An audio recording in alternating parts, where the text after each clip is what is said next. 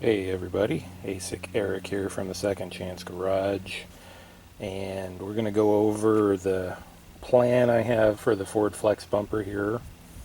See if you guys have any comments about it before I undertake the project.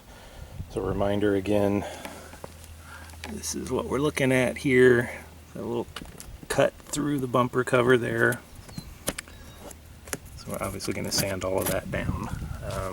I am going to attempt to blend this.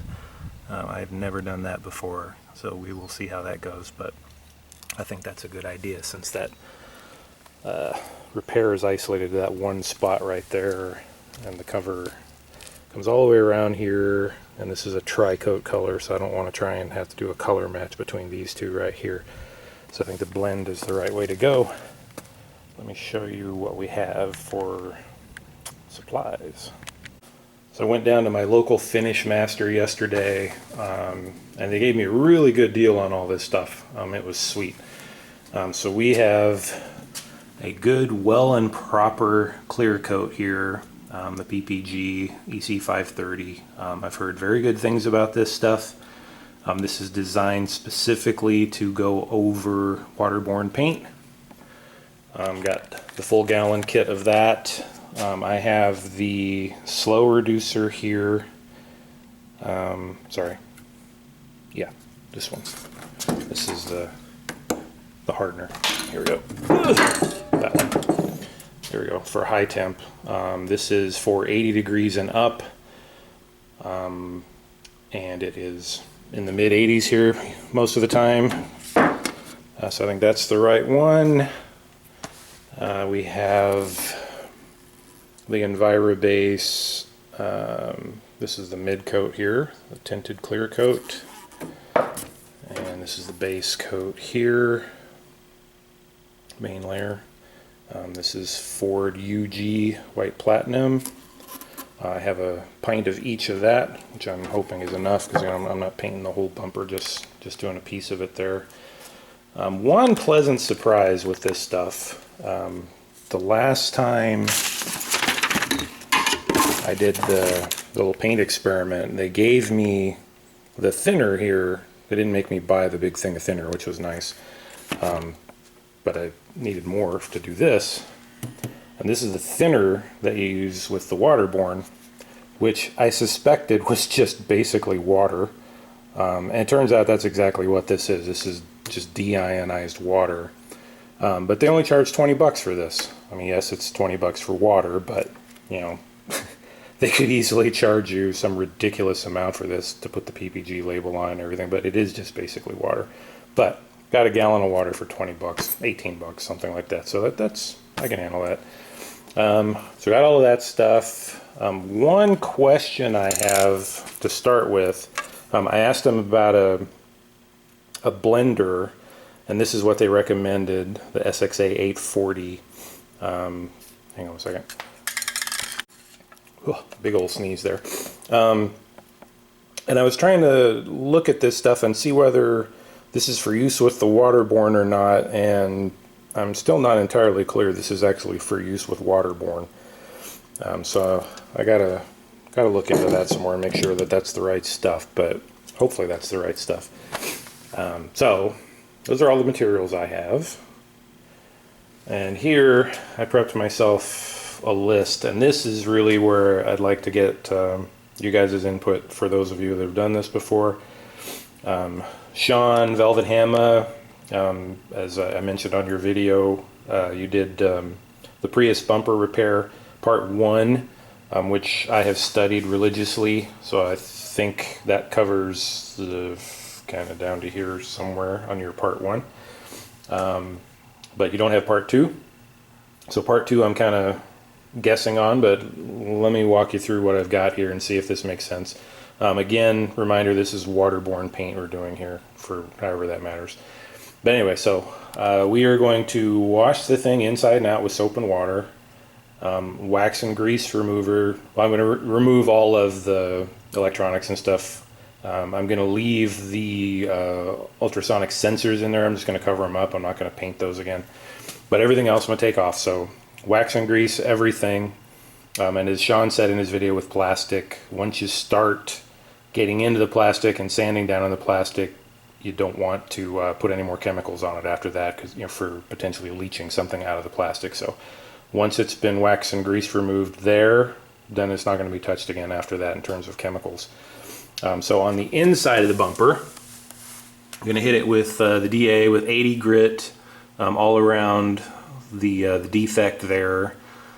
Put adhesion promoter on it, and then the Fuser 142 bumper repair, and then put the mesh in it and seal all of that up again with the Fuser 142, just like Sean did in his video. Then moving to the outside, same thing, DA with 80 grit, and then dish it out a little bit where the cut in the bumper is, to allow the material to get down inside there a little bit. Same thing, adhesion promoter again, the 142, the mesh. Let that cure, then go hit that with 80 grit to smooth out the Fuser 142. Then going to apply the filler on top of that.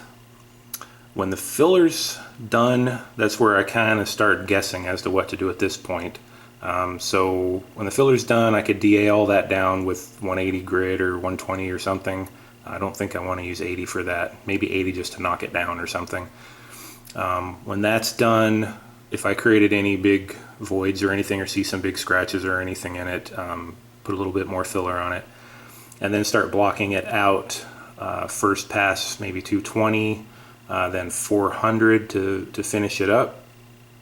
And if all that looks good, it's all smooth, the guide coat is happy, then scuff the whole bumper with a gray Scotch-Brite.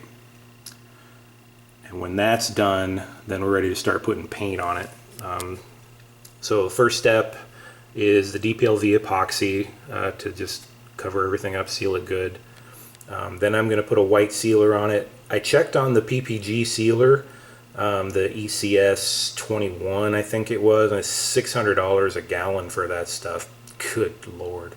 I thought sealer was supposed to be cheaper than paint. So I didn't get the PPG stuff that's designed to go with this. They have a white sealer from Transtar. I have to go pick that up on Monday. They didn't have that in stock, which I'm going to use, which should be fine. Then base coat. Again, these three steps here, sorry, just within the repair area. So wherever I put the primer, I mean the diffuser and the filler, cover this up with the DPLV epoxy, the sealer, and the base coat, and then blend this base coat out a little bit past the border of where I worked. Then go onto the mid coat, blend that out a little bit further, and then here's where that blender comes in.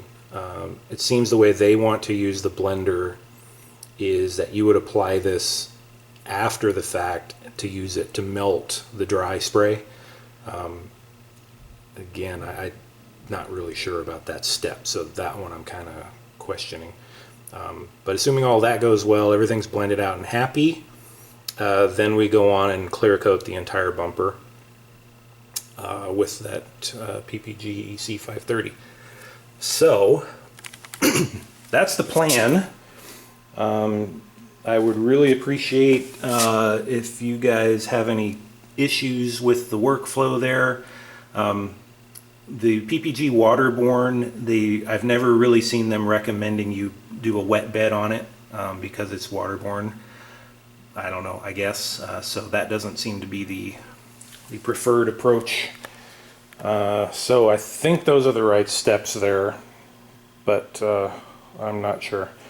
So I'm gonna tear into this probably Tuesday of the coming week. I'm on vacation this week, so I'm taking the week off to work on the car and take my boat out and have some fun before school starts up again and work gets crazy and all this stuff. It's got a nice little time to take it easy for a while, so I'm gonna try and get some stuff done.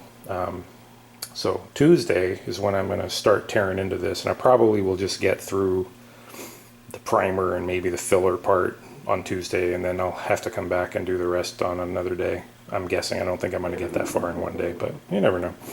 So if you guys have any comments on that, let me know. I really appreciate any help I can get here. I've never done a bumper repair before, never blended paint before, never actually really sprayed paint. properly before, so it's a pretty big step here, but yeah, it'll be fun. And like I said in the last video about this, if I just completely hose it and destroy it, it's no big deal. I'll just take it to the body shop and have them fix it. But it's a good excuse to practice painting with the supplies that I'm planning on using in the Camaro. So this is the kind of stuff I was planning on using for the Camaro, is the PPG Waterborne, this exact clear here. This is way more clear than I need for this project, and I'll keep this around for a while. Probably won't be able to use it on the Camaro. Probably shelf life will be over by the time I get around to needing it on the Camaro. But anyway, thanks everybody. Appreciate any comments you have. It will be very helpful. Thanks.